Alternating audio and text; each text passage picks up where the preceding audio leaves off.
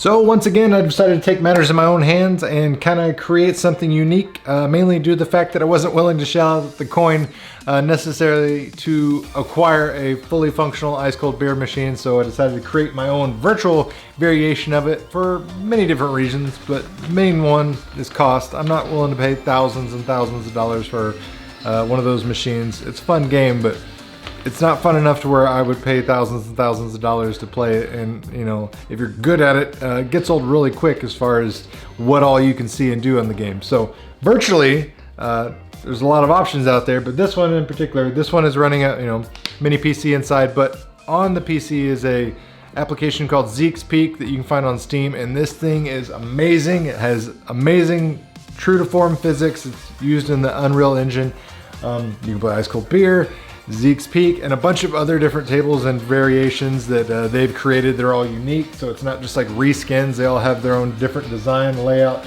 So I mean, it's like over 50 tables, and as you can see, I've got some custom artwork on there, and you're probably scratching your head going, why does it look like you got Mario Brothers on there? Well, because I do. I'm not a beer drinker, so as much as I love ice cold beer, the wood grain artwork and the polygirl on the side, that's not really my style. Love me some Mario Brothers, Super Mario Brothers. That has nothing to do with ice cold beer. So took matters in my own hand and made my own variation of ice cold beer. Ice cold Super Mario World is what I'm calling it. Same kind of design and layout and everything, but new graphics, new sounds.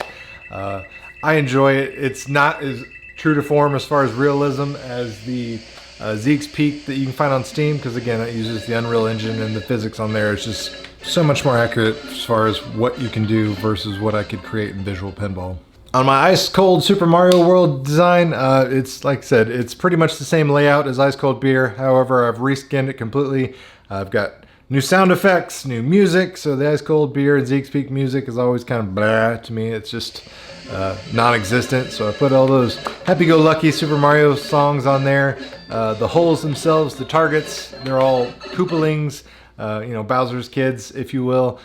So those are the targets we're going after, and I did make the holes a little bit bigger just to make it a little harder, because I've played this game over and over and over and over again, so I try to make it as challenging as possible. Did tweak the physics a little bit in Virtual Pinball, but overall, it's just ice cold beer reskinned with a Mario twist, if you will. There we go. The cabinet build itself, similar to my Paperboy machine, hardware store, MDF. Just go to Lowe's, Home Depot, whatever you got.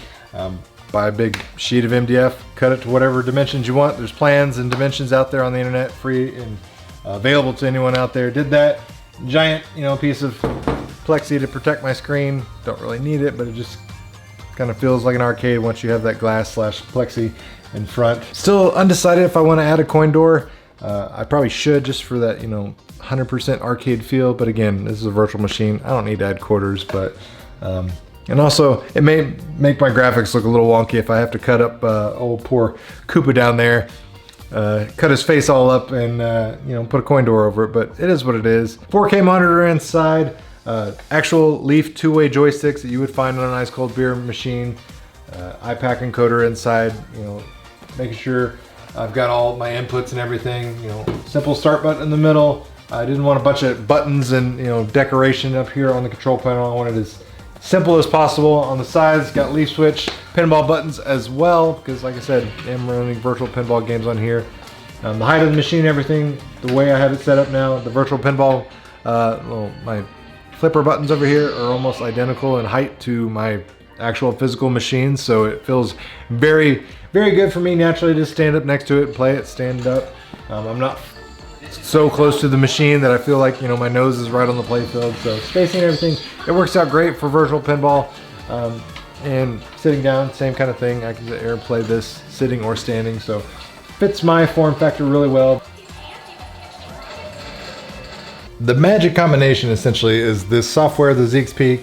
Like I said, the physics are amazing. Tie that in with these actual Leaf two-way joysticks, and then you got something that's truly special. So go ahead and add some coins real quick. The game will start, and you'll see just how sensitive and touchy this is. So I'm barely, tapping the joysticks, and I can really dial in some nuanced movements versus if I try to do this with standard 4-way or 8-way joysticks, it would just be up and down, up and down.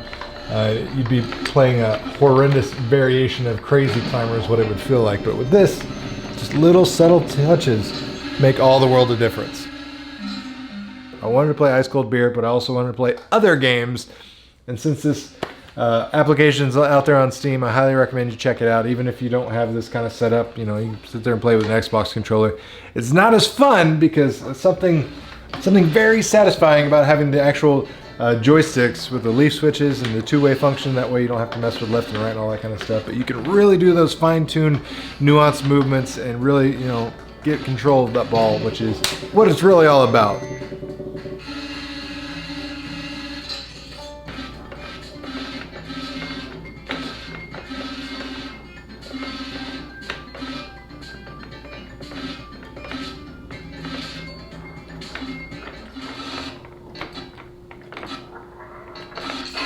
Ah.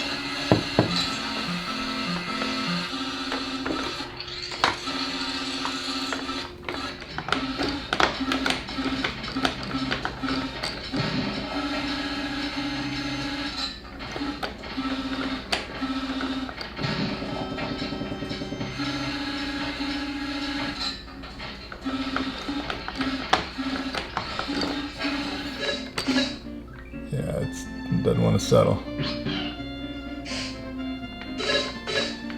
So we'll go the long way. And overshot it. Of course it did. This is fun and all, but oh, come on. But I do prefer the Zeke's Peak.